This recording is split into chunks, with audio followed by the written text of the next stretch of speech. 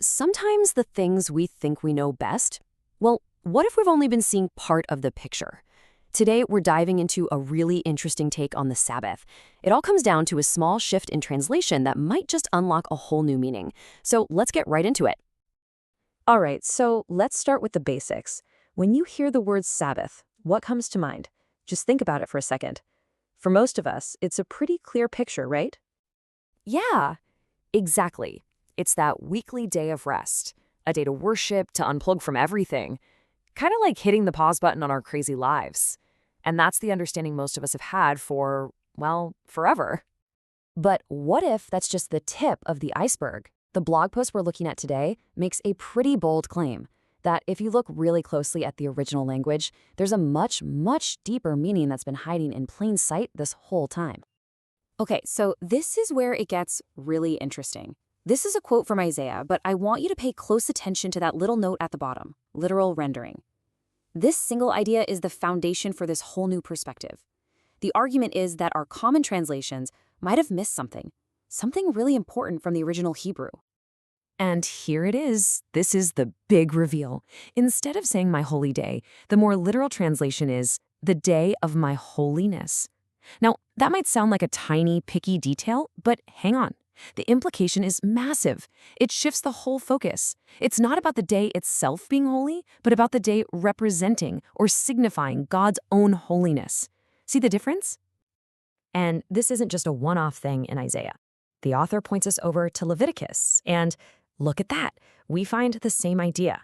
The Sabbath is called a proclamation of holiness. So it's not just about passively resting. It's an active thing, a declaration, almost like a giant signpost pointing to something bigger. So that naturally leads to the next question, right? If the weekly Sabbath is a proclamation, does that mean there are others? Well, according to this source, the answer is a big yes. And you don't even have to look far to find it. It's right there in the same chapter.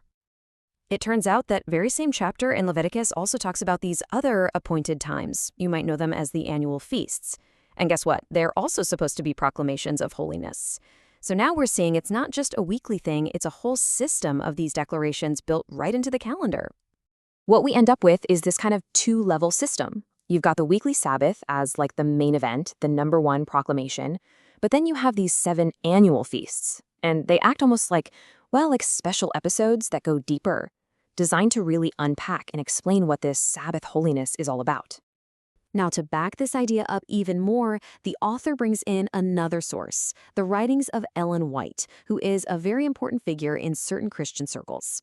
She talks about additional precepts that were given to help people better understand the 10 Commandments. And that probably sounds a little familiar, right? The author makes a direct link here, suggesting that these annual feasts are those additional precepts. They're the explainers for the Sabbath commandment. So, to put it simply, in this line of thinking, those extra instructions, they are the yearly feasts. And their whole purpose wasn't just to be a bunch of rituals to follow. No, it was all about guiding people to a much deeper understanding of God's character. And this quote, this really brings it all home.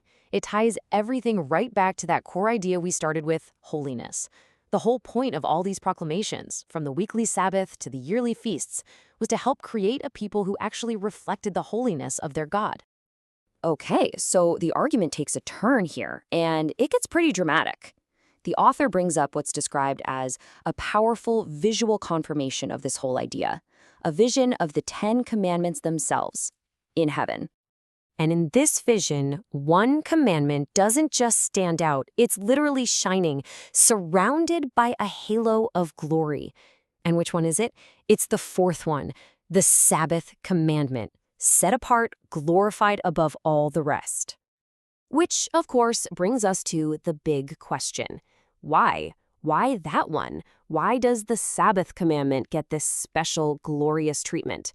Everything we've been talking about has been leading right up to this. And here's the answer. This is the core of it all. According to this view, the glory of the Sabbath isn't about the day. It's about what the day points to, the very holiness of Jehovah.